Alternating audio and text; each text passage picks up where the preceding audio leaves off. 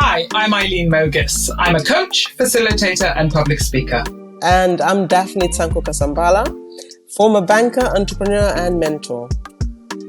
We're longtime friends and African women in the diaspora, talking to women like us about the things that matter to us. And this is Soulfully Podcast.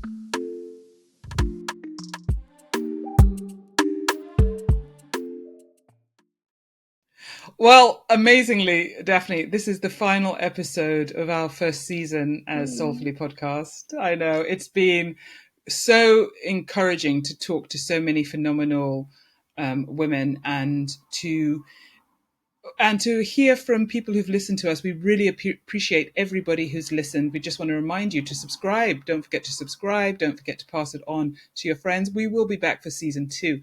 But we thought it would be really good to end this season celebrating an African woman on the continent of Africa, working in Africa, whose experience has been on, in and through, and whose passion and love is for the continent, and bigging up the continent and looking at music on the continent. Now, Daphne, you are the music connoisseur amongst the two of us.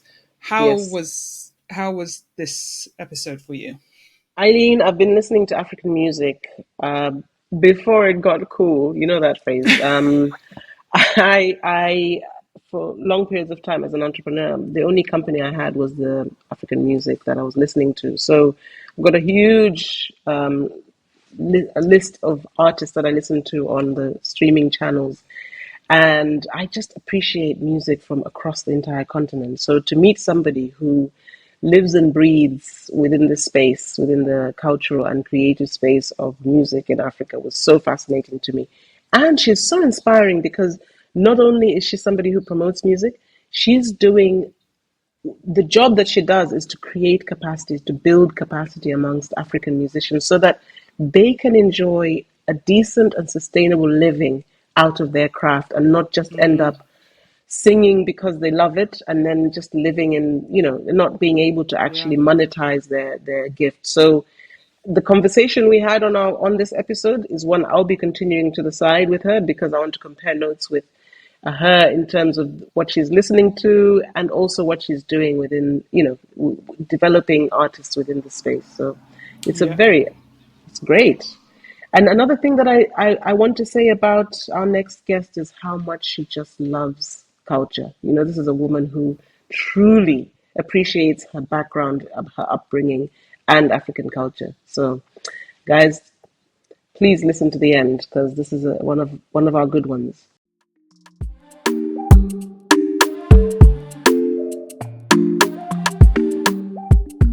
All right, today we're delighted to welcome the beautiful Violet Maila to our podcast. Violet is a music industry professional and art activist from South Africa. She is currently the project manager for the Music in Africa Foundation in Johannesburg.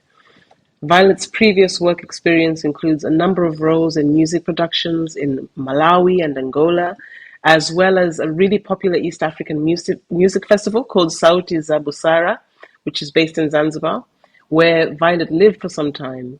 For more than 10 years, she's been actively involved in the arts and culture sector, contributing immensely to various projects across the African continent, both in designing cultural projects and contributing to numerous cultural and creative research projects. So, Violet, welcome to the podcast.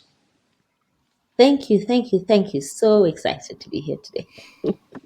It's nice to have somebody from South Africa on our podcast. We've got guests who come from all across the continent, West, East, and now we've got a South African. I'm really happy about that because obviously you're just down the road from where I am, in lovely South Africa. So Violet, let's kick off by hearing a little bit about you and where you come from. Tell us about how you actually got to be working in the music industry, and what your experiences were coming up. Sure. Where do I start?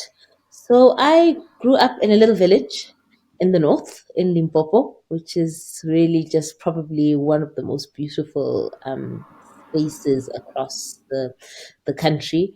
Very much raised by a matriarch. My mom had me when she was, I would imagine, sort of relatively young. She was 20 years old, still in varsity. And in typical African matriarch style, my gran was like, nope, you go back to school, I'll deal with these kids.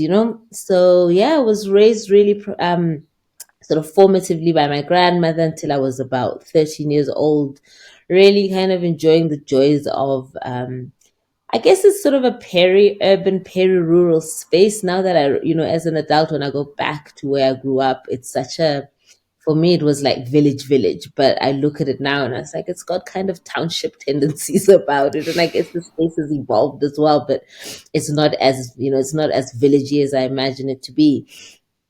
And I think from then, I think when I was, my mom was an educator, my mom was a teacher.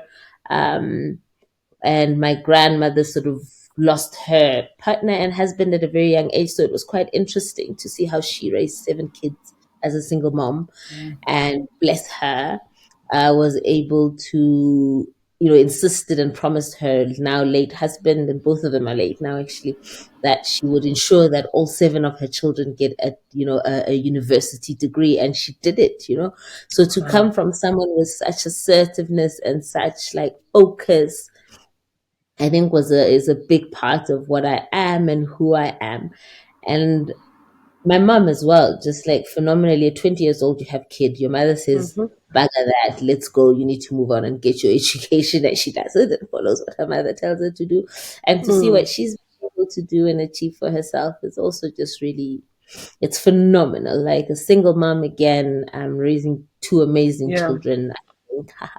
But just like really having had that experience is amazing. And my sort of official encounter with living in Big Bad Joburg was, I guess, when I was about 13, 14 years old, moved to the city to live with my mom's brother, which is another typically sort of African way of being, and where Mm. you are very much raised by the village. And I think it was kind of like a process that my grandmother fostered, that right, you go get yourself sorted and then you pick up the next one.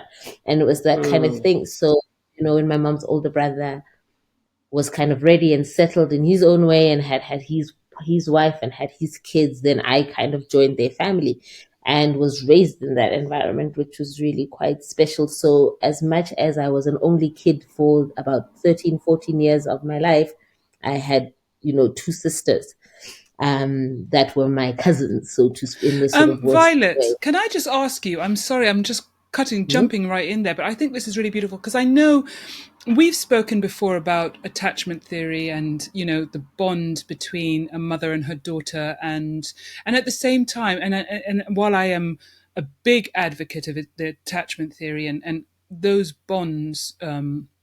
Those healthy bonds with the primary caregiver. I Mm. love how you have spoken of, it takes the village.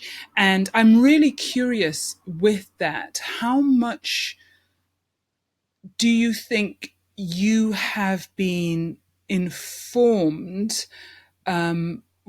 well, like in the great diversity of your family, in the largeness of your family, in those many layered relationships, Mm. are is that as valuable to you as some of the things we talk about those singular attachments with the primary caregiver, or maybe be it mother or father, be it grandmother or grandfather, that kind of thing? So Do you have that's really any thoughts on interesting. that? Yeah. Yeah, absolutely. It's for me, my mom, talks about it a lot. And she refers to it a lot, which I just find really interesting because it's also something that I never thought that she saw as a perspective of me. My mom will always, in like her most sort of emotional state, bless her, she'll kind of go, Violet always says that she was not raised by one person, that she was raised by so many moms, because I call everybody mom. Mm. I literally Mm. call everybody mama. My mother's best friend, all my uncles' wives, they are all my mother. Mm. And it sounds so strange, but it is so deeply that they are my mothers, that they have raised me in the many, many formats, in many, many different ways. And it's the same as how I raise my daughter. I have one daughter who's 10 years old, the most precious human. But there is no way I would be able to do anything I do if it was not for the village around me that I've Mm-hmm. had to build for myself. And I've seen the value that that brings to her life and her outlets and all her outputs and all the very different things she needs to be. Because what I've learned mothering her is that I can never be everything to her. Yeah. Um, Yeah. Wow. it's Mm. impossible. I can't be all those things to her. And so what I need is my village to be able to be the various things that she needs, whether it's other women, men, uncles, like Mm. my uncles who are sort of what I guess what you'd call her great uncles that she calls grandpa, and it's the same Mm-hmm. thing for me. Yeah. Yeah. My closest friends to me, she calls mama for the very same reason that I've seen the value of what that's done for me, and to see that she has a friend, I have one of my dearest friends who's able to pick her up from school for me on my behalf if I'm working late or whatever. Mm.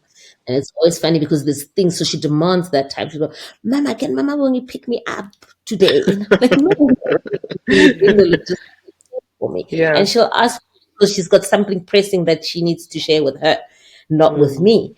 And then, of course, my mother will be like, yo, I had this conversation. You need to be aware of this going on, Yeah. and that gives me perspective. So Yeah. I have to appreciate and completely value That's a the that's a various kind of like space, and what the outlets that she has. I absolutely love that. I feel so. I agree with you, Violet, 100%. And I've actually had people ask me, do you feel a bit jealous? No, no. I need my daughter to have her own relationship with these precious people. That relationship needs to be developed, needs to be nurtured, where she can see, and also women she trusts, that who I trust, who she trusts. It's wonderful. It's wonderful. I mean, what a beautiful tapestry of life and I experience mean, and learning. yeah, I recently lost my grandmother like just under 2 years ago, and for me, a fundamental thing, and I know it is it's such a gift. Also, we live in Joburg. But we have some family that still lives in the village, and really village, especially from my husband's side of the family. So my daughter still enjoys having a great grandfather. And for me, it's yes, there's some my own selfish reasons around it. So come holiday time, my child gets literally shipped off either to my mm-hmm. mother or to my grandparents, because I value. I know what the that having that experience of growing up in the village, and that what that's done for me, Mm. in just rooting certain things, and especially being rooted in a really specific culture where there's serious pride around that culture. Language is a big deal for me, especially like Mm-hmm. living in South Africa and living in the city, and that being a thing about how our children are not able to communicate in their mother tongue. It's like a big thing. And for us to have the privilege to remove her from the city and say bye for 4 weeks, Mm. and then she's there and she's the only one that speaks English and needs to figure it out and Mm. has figured it out. So, like, for her to have that moment, and I always joke, like, I have to think in like two languages before I get to English to like clear my thoughts. Like every conversation, I'm like, one Mm. language, what does this mean? And Yeah. for her to be able to do that, I think it just helps understand things differently and better. So I know it's such a privilege to really like also to be able to trust that I'm going to hand my child over for three and a half, Yeah. 4 weeks. I remember growing up as well, there was a point when we weren't in Malawi. I didn't grow up in Malawi, but I do remember each and every time would come from, during the summer holidays, spending 1 week or so at my father's village, and then another week at my grandmother's, at my mother's village on the other side as well. And those times it was hard because it was like a hard landing, and there's just no padding for you, So, especially if you've been raised you know, in the soft, sort of in the soft life, in the global north, and then you're landing, and you have to put water on your head. And I would imagine that some of the experiences of rural Malawi might be a little bit more difficult than, let's say, Limpopo. I'm not sure, but especially I still value 4 decades ago. yeah, I do still value those experiences. I do want to say though, there's something that I've picked up because I've recently moved to South Africa, and I feel that this is even more common in South Africa than it is anywhere else I know of, which is the experience of being raised by a grandmother. There's so many people that I know I've spoken to in South Africa who will say, "My grandmother raised me. My grandmother raised me because my mother was working," and it's, I think, more so than other parts of Africa. But you don't get a sense of loss. You don't get a sense of, oh, my mother didn't raise me, my grandmother did, as an alternative. It's always with such pride, and there's nothing missing from the picture. And to hear you describe it, that adds color. That helps me to understand more why it isn't a loss at all. It's actually a benefit. And what maybe kids growing up in small nuclear families out in the diaspora might be missing as well. I feel a bit sad Yeah, about that. yeah, Yeah. I totally feel sad. For me, part of that experience was, as in the same way that, so at any given time in my grandmother's house and home, there was at least five of us, five little ones. So I'm very close with my so-called cousins, who, again, like I've said, are my brothers and sisters. And my and so knowing, and we'd all kind of watch the next one leave. So as your parents sorted their things out, then kind of go join them. And so there was always like this, in my family, there's a particular four of us that are like, we're the last man standing kind of scenario. And it's quite, it's quite a special thing. But I think also, just to maybe bring it back a little bit to that language thing. So my gran was like a phenomenal linguist, Mm, because with all these kids in the house, right? And most of them were her grandkids by virtue of them being her son's kids, because she only had two daughters out of seven kids. She had two daughters. And so what she'd do is she'd speak to everyone in their mother tongue. So my Zulu my cousins whose mums were Zulu, there would be like Zulu floating in the house. There would be Sepedi floating in the house because we were living in Limpopo. She spoke Ndebele and goodness knows how many. So like that also is just like amazing to just be like, where and how did you figure this out? Incredible. And how are you able to like, the consciousness of like passing that on, Yeah. and I think I swear by it that my ability to pick up on languages has got a lot to do with that, having that primary kind of space and being brought of up in a space where course. at any Yeah. given time two or three languages were being spoken at Of the same time. course. Of And course. it's little things like that I think, like, I have friends who I admire in sort of my work and previous work, who have done phenomenally for themselves, other women who were born and raised, say, in Soweto, in the Hmm. township, in the so-called township. And I never understood it when I was younger, because they'd always say to me, we can see that you've been raised in two spaces. Like, you are not just the city girl. Like, there's something about the fact that you have a big, like, village background about you that makes your way, the way you navigate this life and this thing that we're all fighting, like, really different. And it was always from a perspective of it being admired, and I never got it. Mm, And now I kind of do, because I now see it in my daughter, who has that option, amazing. amongst peers, and I'm like, okay, these are the I, things, these I are the love nuances. that. I love that because it's when we're talking about raising kids third culturally, because of living Yeah. outside of Africa or, Mm, with intercultural marriage. But to actually think that doesn't have to be out even of your own country. It can be within your hmm. country, and that diversity that your own country, and South Africa, of course, is the land of exceptional diversity. Hmm. How empowering that is if harnessed. Mm, Absolutely, it's just making space for it, and really being willing to do it. Like, I actually just 2 days ago, I had a friend of mine ghost wrote a book on someone else's behalf, and it was, so I went to the book launch, and it was sort of an ode to my mother-in-law. Is really what it was. And it was very much the sort of there was a question from another sort of youngish 30-something-year-old mom, asking the question to the author of the book to say, like, from a young mom's perspective, how do you think you can foster and make better your relationship with your mother-in-law, etc.? And I am like that weird anomaly where I have been blessed with the most phenomenal Me mom-in-law. too. Like my Me too. oh, my mom is like, she is, if I could like share bits of her for other people. Um, Yes.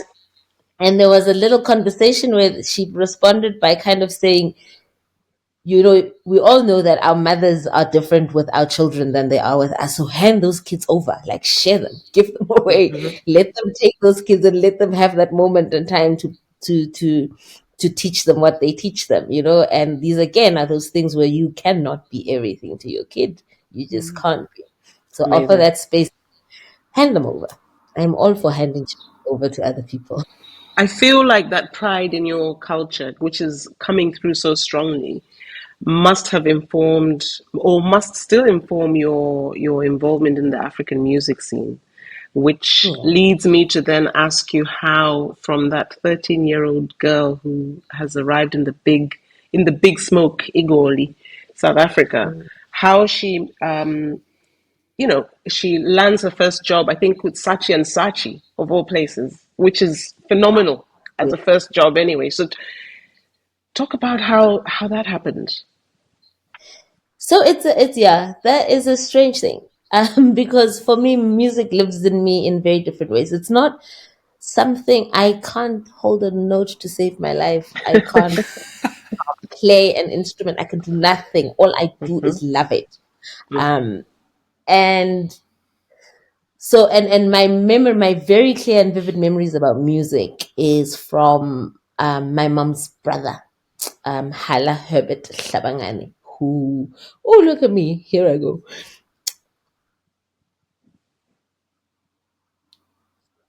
who has probably had the most profound impact on how I view the world, Yeah. and subsequently, strangely, to all the things I've gone to. Look, that was so quick. You got me to the tears so quickly. Oh. And so, Sending you virtual hugs. Virtual hugs, virtual Yeah. hugs. Yeah. So much love. Mm. and he my fundamental memories of me loving and feeling and living music was through him. Like, he Hmm. had this massive love for music. So that's my mom's brother that I went to live with when I was 13, and he subsequently passed in 1999. So it's a long time. And it'll all make sense eventually, where I'm going about this very long roundabout way. But that's my source of music and the things that made me happy. And it was all very much like South African so-called struggle music. So it was listening to Sankomota, listening to Stimela, and we'd go on these crazy road trips to the Kruger National Park every year, and that's all we'd listen to. And my cousins and I would just roll our eyes like, "Here we go again." But I now kind of go, okay, that made a lot. So I grew up in his home, and a maverick of note. I remember in 1995, this man took his wife and three kids, myself included, to the US, to Disney World in like Black South Yeah. Africa. How? Wow. But let's put this in context for those people who are listening who might not understand. I mean, South Africa only got independence in 94, right? Exactly. And so Exactly. until then, you're living under apartheid. So when you're talking about struggle music, this isn't from, the 60s. This is current in Oh, your no. lifetime. And Yeah. then to be able to do that in 95 as a black South African, to take your family, that says a lot about who he was and his own sense Absolutely. of pride and self identity And freedom. Absolutely. Freedom and And and mindset. freedom. and Yes. and he was raising three girl children, Hmm. and what that meant, and that has the kind of influence that's had on the decisions I've made about who I've landed up with, and Right. that kind of thing is massive. But to just kind of bring it back a little bit, and how that led to where, the kind of work and I went into, so that had a big deal. And he was a big he was a marketer, so worked in advertising.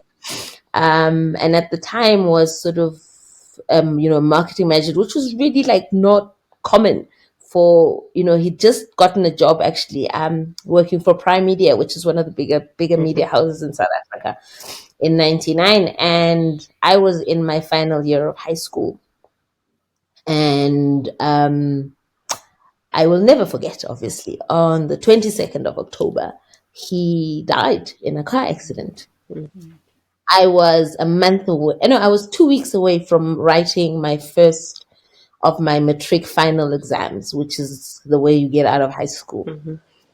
And I remember we had his funeral on the Saturday, and the Sunday I left his home, and went and stayed with family friends who I had. Their daughter was a good friend of mine, and stayed, and they offered that I come and stay with them so that we can go through this together and I can have that separation. I will never, Uncle Bonang Mohali, who's an amazing human being, and you might know who he is, Daphne. And so I remember when that all happened and that was all done, came the end of the year, and the next year, and the year 2000, I had to decide what I was going to do, where I was going to study, what's the plan. And I remember again another parent who was a friend of my late uncle. She came to pick me up and was kind of going, right, we're in the car. I need to go register for school. So it was in my head, there was two things I was going to do. I was going to study interior design, or I was going to go into advertising. And we literally drove down the highway, and we got to a point and she said, you need to tell me which way I need to go. Am I going left to design school, or am I going right to advertising school? Because About crossroads. Literal crossroads. A literal crossroads. Crossroads. And I said, let's go right. Let's go to Wow. advertising school. Was with my uncle and his and how he had such passion for marketing and brands and that kind of thing. And even though I kind of went more into the creative elements of it and trained eventually as an art director and practiced as an art director for a couple of years, that lived. But once you get into the belly of advertising, Tell us.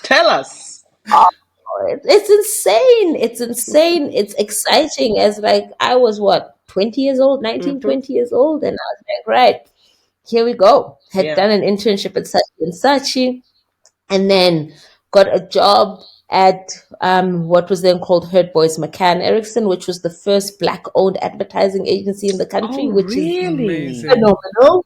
Amazing. Can I stop you there? Sorry, because this is too precious. Because, putting it in context, where you are, mid-90s, well, now you're hitting late 90s, but you're in South Africa's a whole new nation, right? It's a whole new nation. Everything's happening. And do you look back at that time and feel it? Can you still feel that?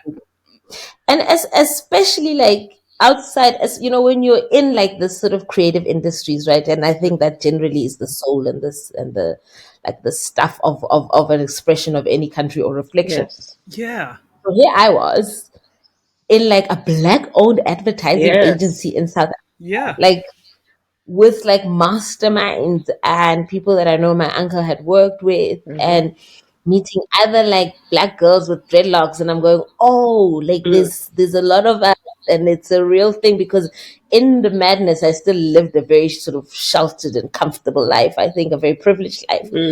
And to get into that space and also just reflect and be like, oh, there are people like me. This is nice. So I'm not an accountant. I'm not book smart in that way, but hang on, this like me, and to find that home and for it to be with other Black people. Yes. That was like a big thing, that comfort of like being around other Black people. And sorry, Violet, I'm cutting across you again, because here's another thing. Now, because I lived in South Africa for 4.5 years, and one of the things that really struck me is, when you've come from the global north and you have a minority Black culture, you can get your head around oppression. You don't accept it, but you can kind of see why the minority is being oppressed, or minority is being frowned, or minority is being belittled, and the minority look for each other. You come to South Africa, and I think it was one of the, because of me as well, having lived in numerous countries in Africa, coming to South Africa, it was one of the biggest, I'd say, things that made me angry. It made me deeply angry is that you actually have a black majority, right? A black majority that has been oppressed by a minority.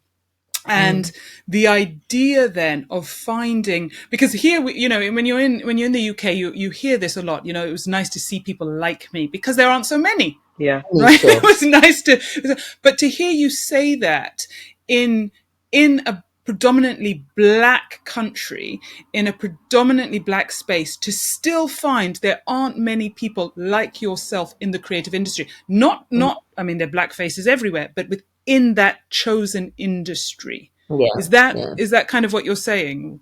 Yeah, very much. And I think eventually that's what made me leave advertising. Because as I moved and progressed and then kind of learned new spaces and kind of acquired more skills, and realizing that actually for me it almost kind of did me a disservice in a way to start in this like really Okay. conscious and empowered space as a black person working for like one of the first black agencies. Right. And then I went into like real full-blown commercialized advertising spaces, and then to be like, oh yeah, that's so white and that's so male and that's so strange. And that doesn't work for me. So after kind of really moving through quite a number of agencies, it got too much, and it got, even the work then became quite, like I always say this, like it became like it was eating up in my soul, and my conscience wouldn't let me do it. So I remember the last job I had was with a really small boutique sort of ad agency, because that was kind of what the trajectory done. I'd kind of gone Yeah. from big, and I was like, this is going to swallow you up, and so it go smaller and smaller and kind of find a comfort space, and was very privileged to work with the kind of people that I did. And I think by luck and by what the cosmos demanded and what I really needed to happen for me, I got retrenched from my last job. And sat there and went, wow, that's going to be fun.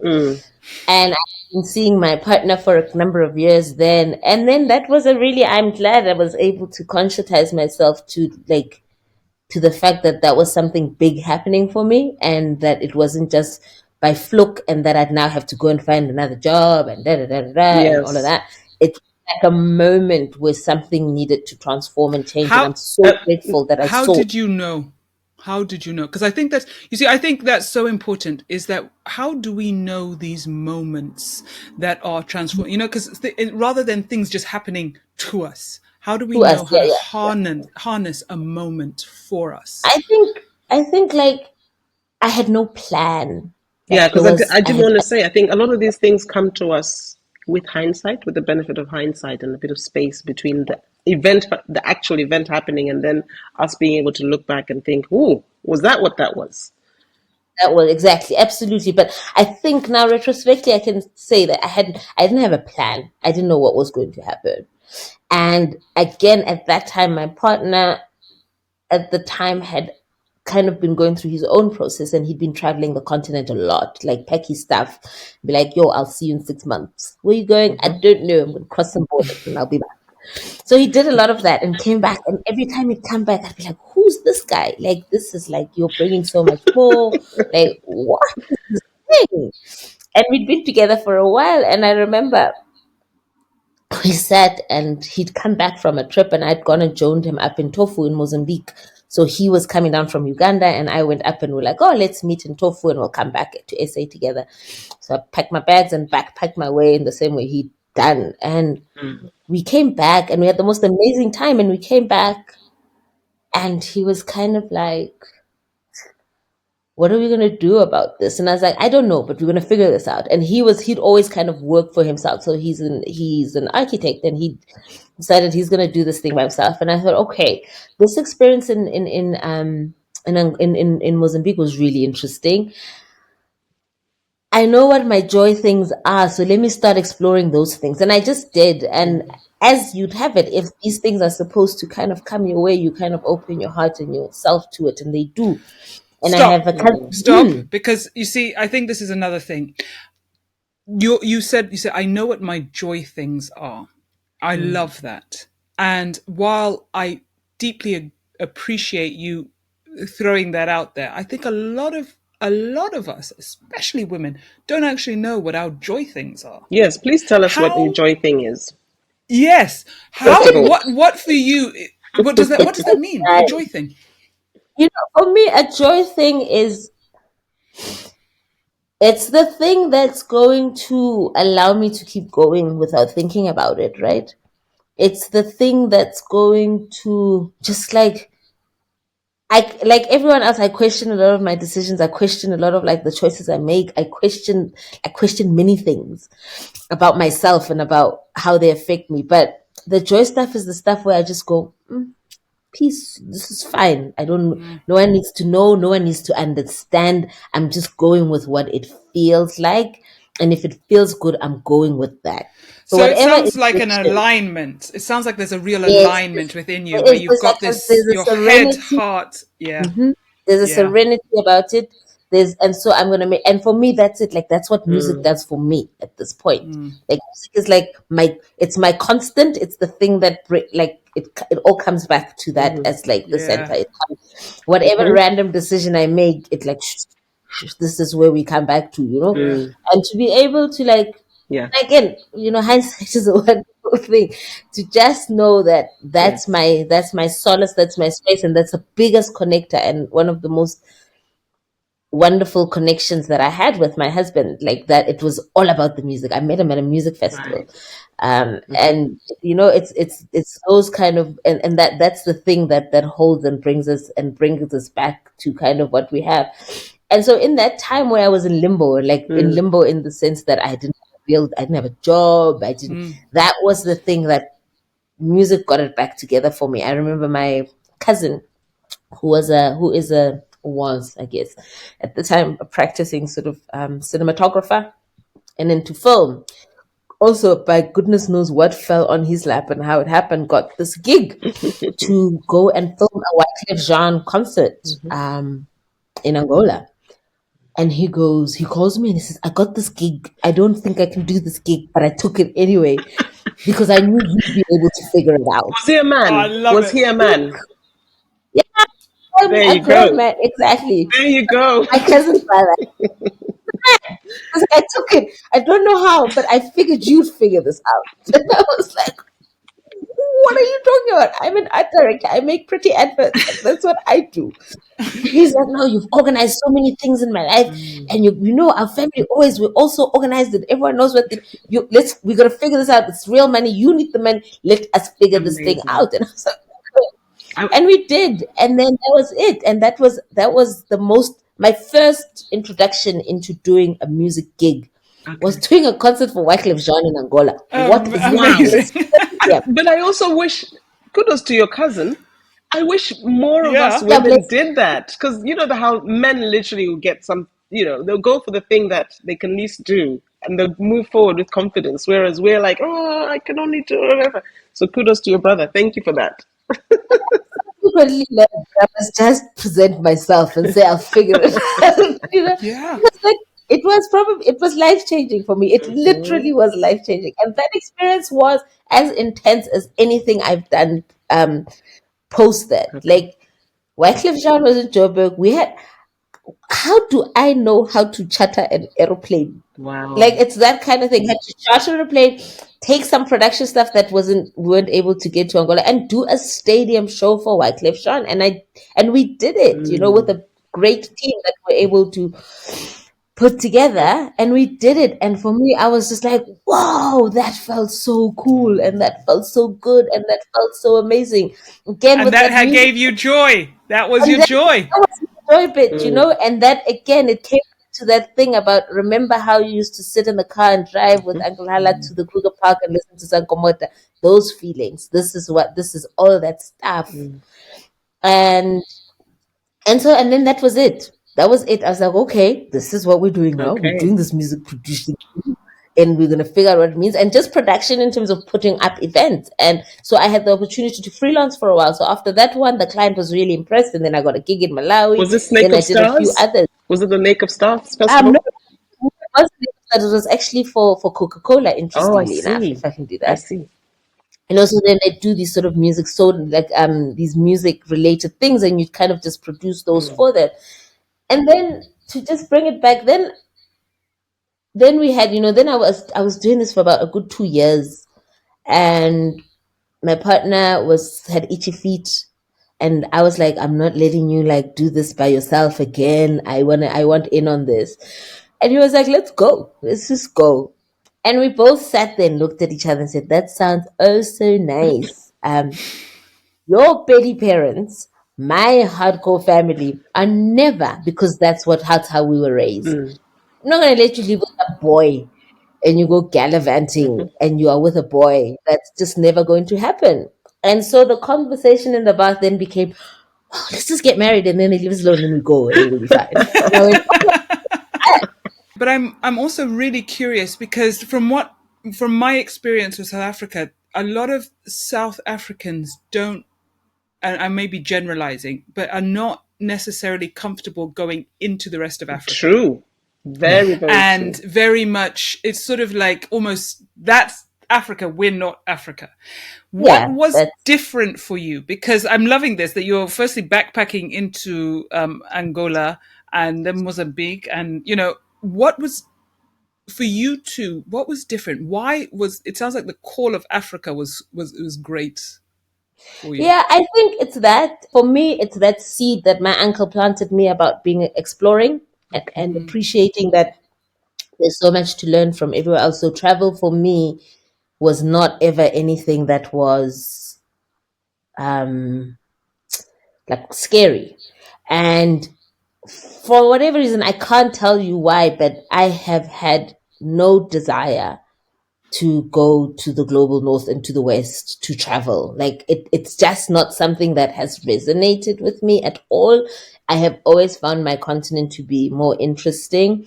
And so just going back to that thing where you're saying for South Africans, it's really quite a difficult thing to fathom and Yeah, say, let's go out and let's explore the continent.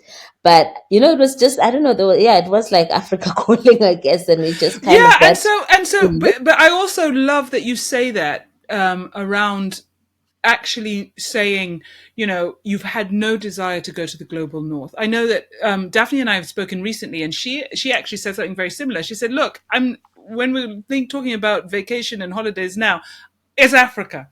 We're looking at Africa. This is and."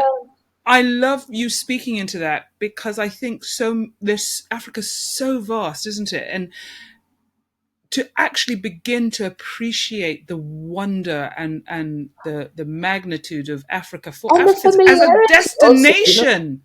in the difference, there's so much where you feel at home. I know that sounds like Yeah. such a cliche about it. And don't get me wrong, I appreciate that my job and other experiences have given me the opportunity to explore like the West and Europe and the US and all of that. And it's interesting and it's fun for what it is and it's great and I do what I need to do. But if I'm spending my own money, I'm staying here. On the continent. Parameters.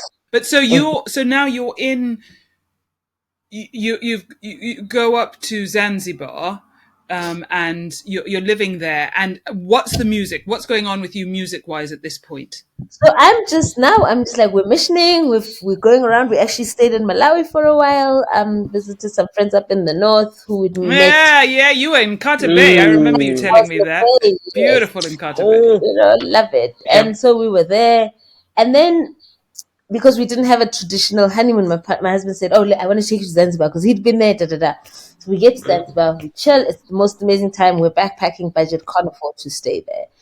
And then we're walking the streets and we see this poster for this music festival. And we both go, we're supposed to leave next week, but this festival, can we hang out and stick around for it? We decide to do so because on the bill was one of my favorite South African Oh artists my called Kandi goodness. Swamazwai. And we're like, we've never seen her Okay. outside of our own borders. Amazing. Let's go and see that. This festival, Southeast Abu. And it completely changed my mind. It Oh changed everything. wow. I was blown away by what that festival represented. I was blown away. We had been in Zanzibar for about 2 months, and understand that the whole 2 months, whether this was February, was the third month, there had been no electricity in the country, on the island. By no Wow. electricity, I mean day in, day out for 2.5 months. There was no power. Makes load shedding look good, huh? Load shedding is fine, under those circumstances. um, and they pulled this amazing thing off under those circumstances. And my mind was blown. And we had to leave, and I said to my partner, "Love, I don't really know what this means, but I want to work with these people because what they just did was amazing." And he was like, "We're going back to Malawi because we have commitments and the budget is low." So we did, and I sneakily registered to their newsletter. I subscribed to the newsletter, and I checked in, and they had this post for a graphic designer. And I was like, oh, wow, look at that. Art director, graphic designer. I make pretty I posters. can do And I that. applied for this job. And I got this job.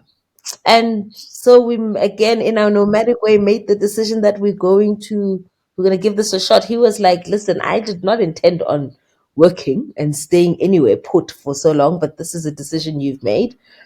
And I'm with you for it. And no better place to get stuck than Zanzibar. And long story short, but that's what happened, and we did that for 4.5 years. Eventually, it was supposed to be a year, and it kind of got better. Amazing. That experience of what that music, you would know, Aileen, on my WhatsApp status has, since I have been on WhatsApp, been, has music changed your life? That's the little sort of saying that I have on there.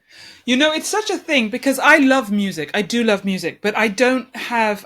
Music helps me come alive. When I listen to music, I really enjoy it, but I don't have that passion. I laugh with Daphne because Daphne is one of the village raising my daughter. She's one of Sophia's 10 godparents, and one of the responsibilities that her and her husband have is to teach my daughter music because that is so much part of who she is, I think. Yeah, Violet, I wanted to say, I wanted to jump in to sort of say everything as you were describing your early influences and your early introduction to music, you were reminding me of myself growing up in the sense that we literally had a room dedicated in our house to listening to music and dancing to music.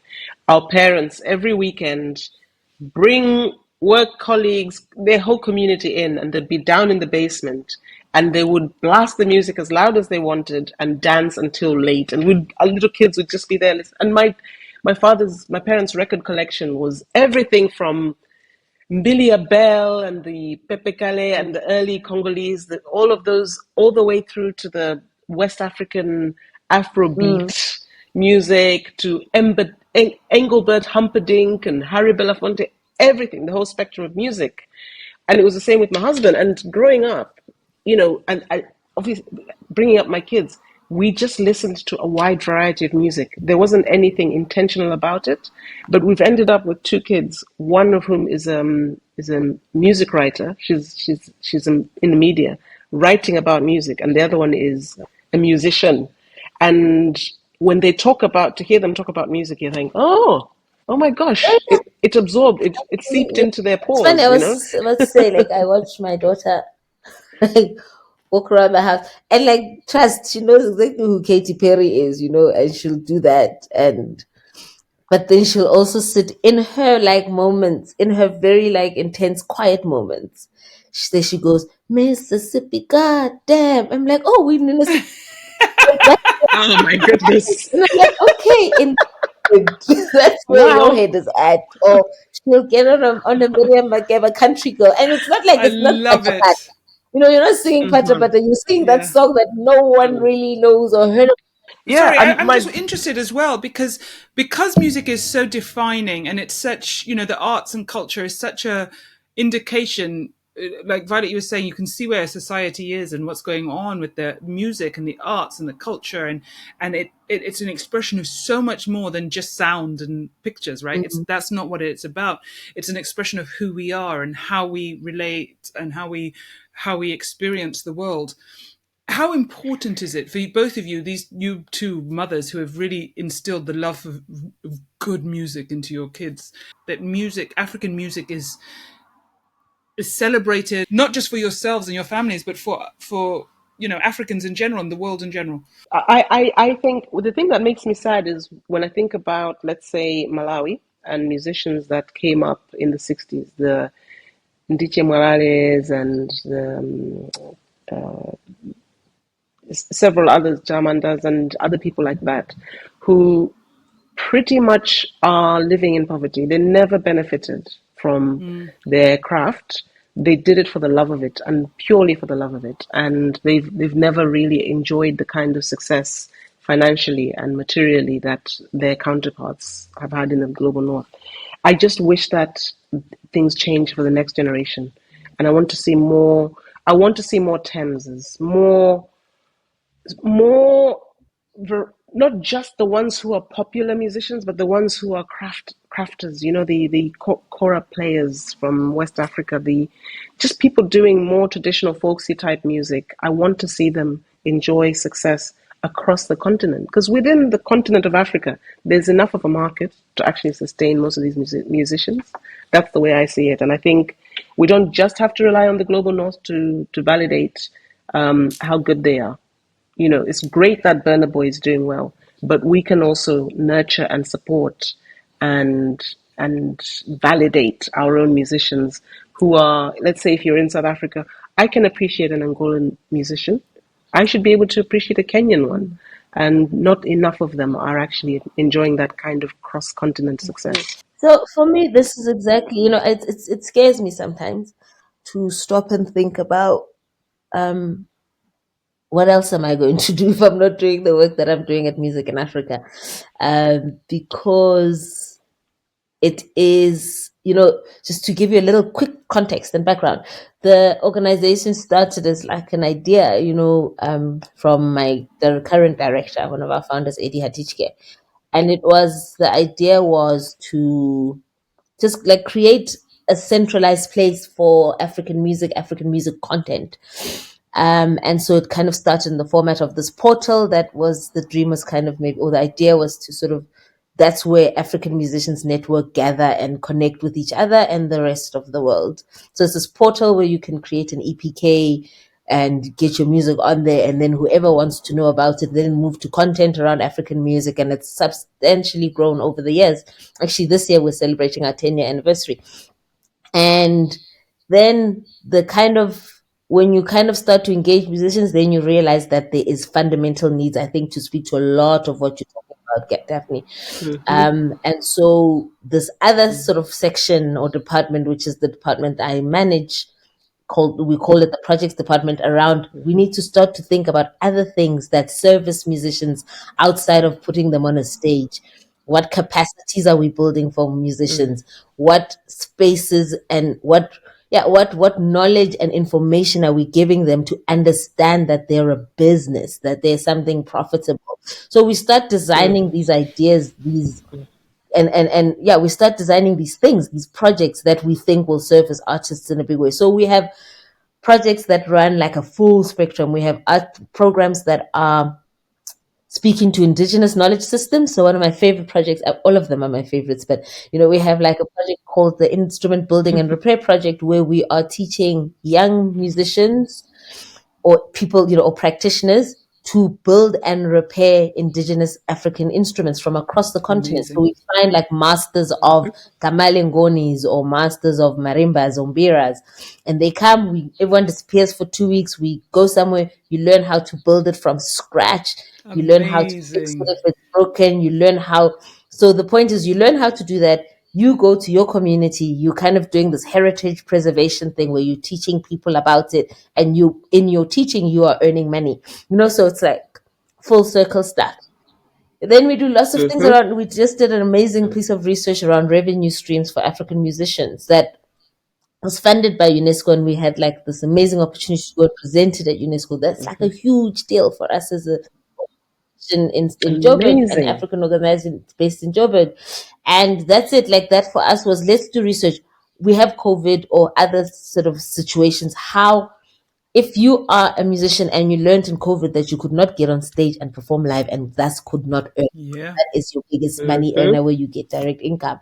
And CD sales, no one's really doing that now, because now we're doing streaming thing. So how else No. are people making money? And we got it Yeah. from the mouths of other musicians. So we Mm. created this little piece of research which has these tools that live online. So people said, I make music now because I rent out my equipment that I have, or I am a composer, or I am now I'm writing jingles for adverts. And then we've got specialists to write on each one of those findings.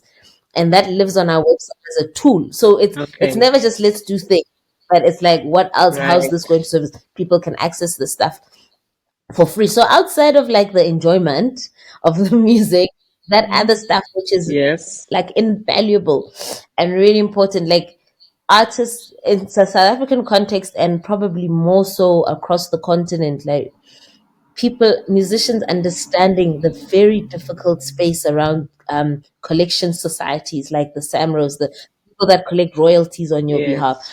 I worked there for like a good 4 years of my life. Mm-hmm. I still can't tell you how that nonsense works because it's Oh, so wow. complicated, Wow.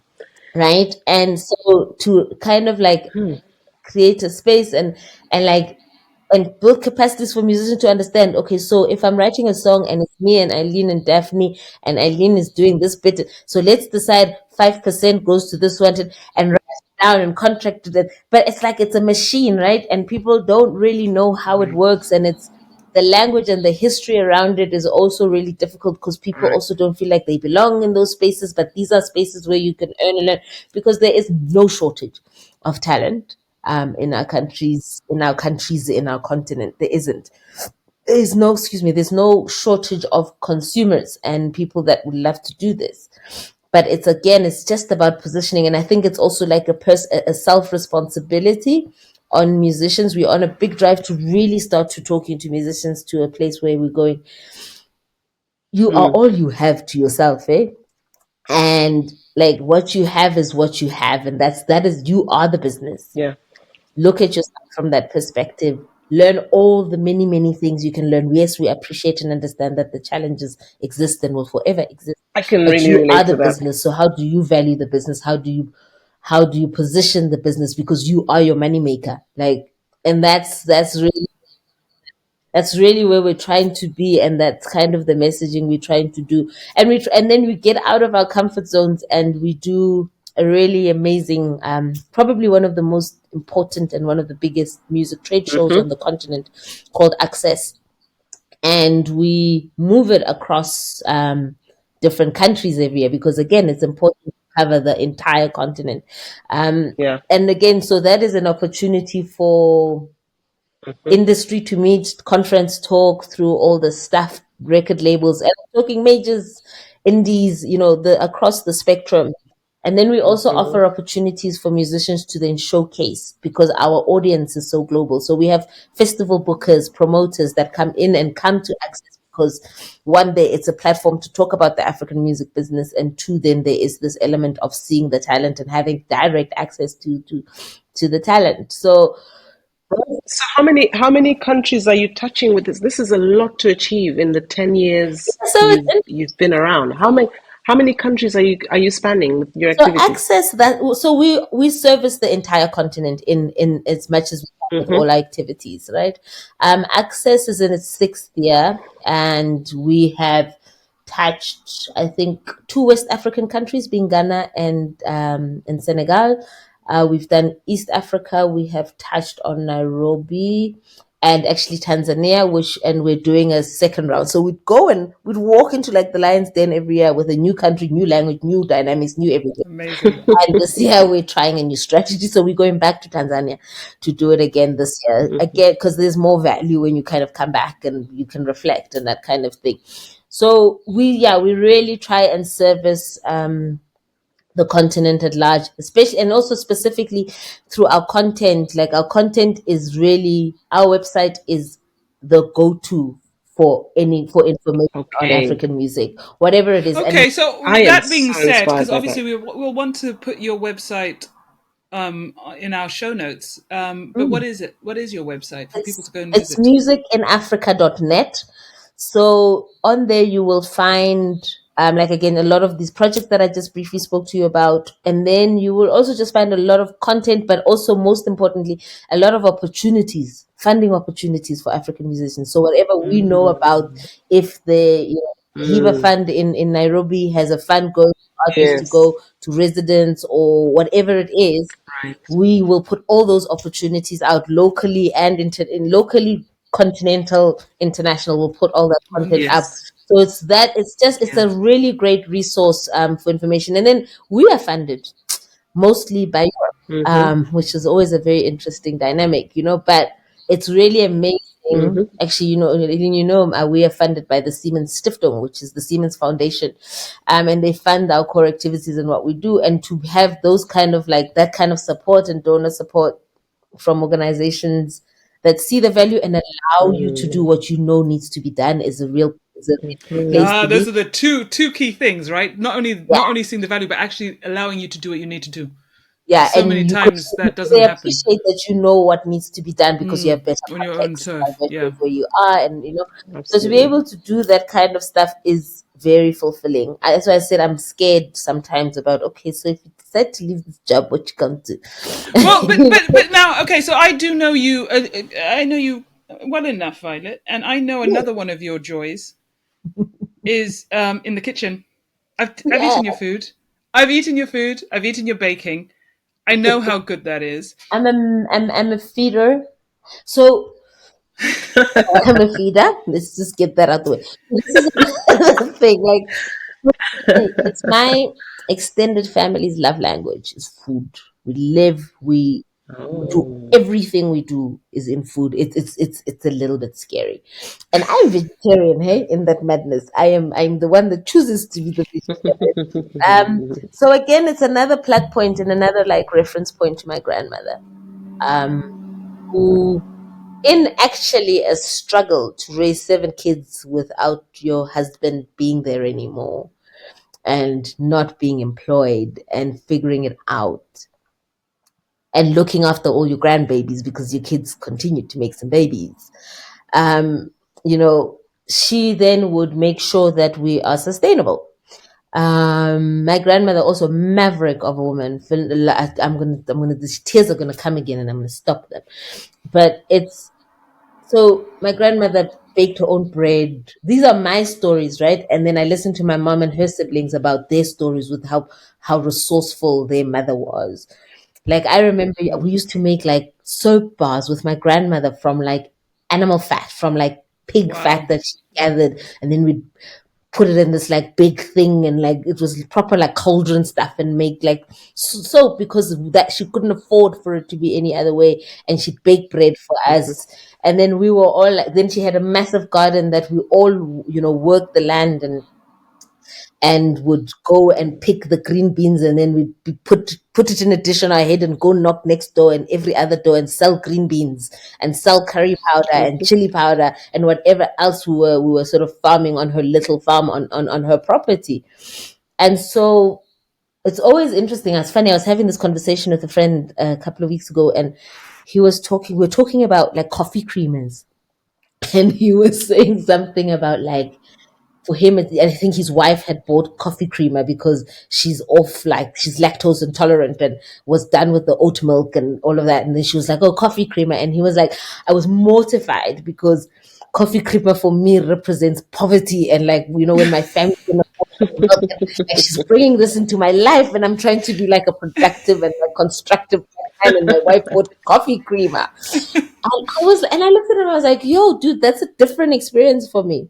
Like coffee creamer in Mutetema, in Limpopo, was like, yo, you guys have coffee creamer at your house.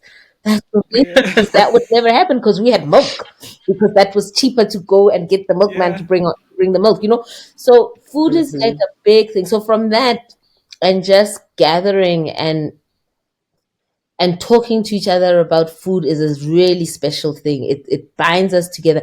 And food is how we speak, food is how we love, food is how we gather, and everyone kind of gets involved. And for me it's just translated into the one way I can offer love, the one way I can create connection. My grandmother was very resourceful. And we've created a brand around my grandmother, which we hope will be able to like grow Mm. and like and make and profit from it, because not just for us to make money, because that stuff's important, but to just keep her legacy alive and to keep And like what's the her. brand, Violet? What's the brand? It's called Batsy, and Batsy is basically short for her name. So her name is Batseba, which I think has a sort of dual biblical element to it. But in Sepedi, Batseba means like the one who knows, Ah. like the one who knows a lot. And So is it's there? So how would people listening access this brand? So this is a work in progress. So what's been achieved thus far is sort of like a what do you call it, like an identity of it, and which we're now kind of work very slowly. And I'm very much responsible for how slow the process has been about developing recipes, figuring out how to store things, because she used to make like canned peaches, and you know, I think it's been 2 years since my grandmother's passed, and I have one more jar of guavas that she Uh, preserved that I can't get to open. I can't do it because it's Mm-hmm. the last tangible thing I have. Mm-hmm. it's so beautiful to hear you and how these things that are your joys, your bits of joy, have come from your uncle, your grandmother, and how you were carrying that forward, that your love and passion for music, creative, your feeding your, your love for family, and how you're creating this space. Thank you so much for sharing the story. Thank you. We're going to put the link to the all the music stuff on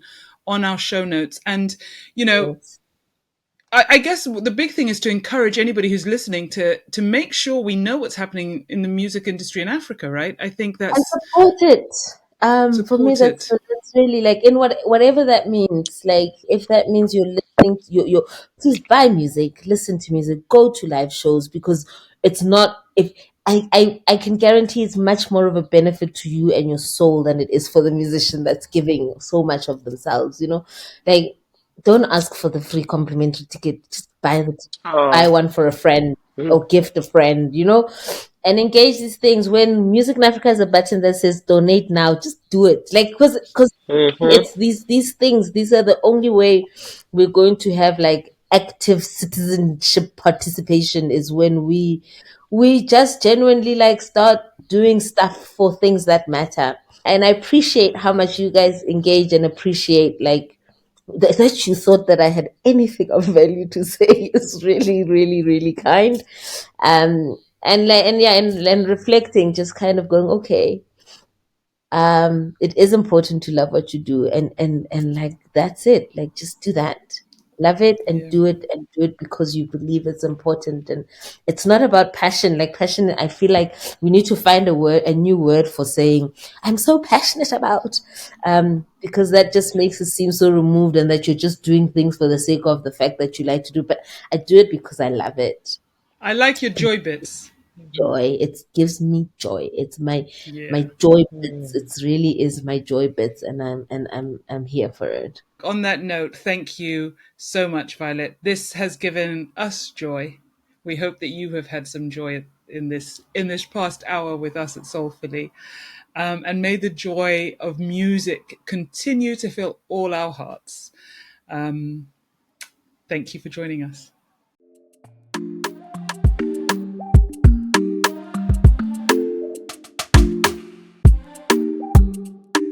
Special thanks to Ayozi Apollodyne for our artwork and Crack the Window for our theme music. This episode was edited by Marcus Root. Our website is soulfullypodcast.com. Check it out for show notes and links. Please subscribe to our podcast on most podcast platforms and watch us on YouTube. Thank you for listening, and until next time, we're soulfully yours.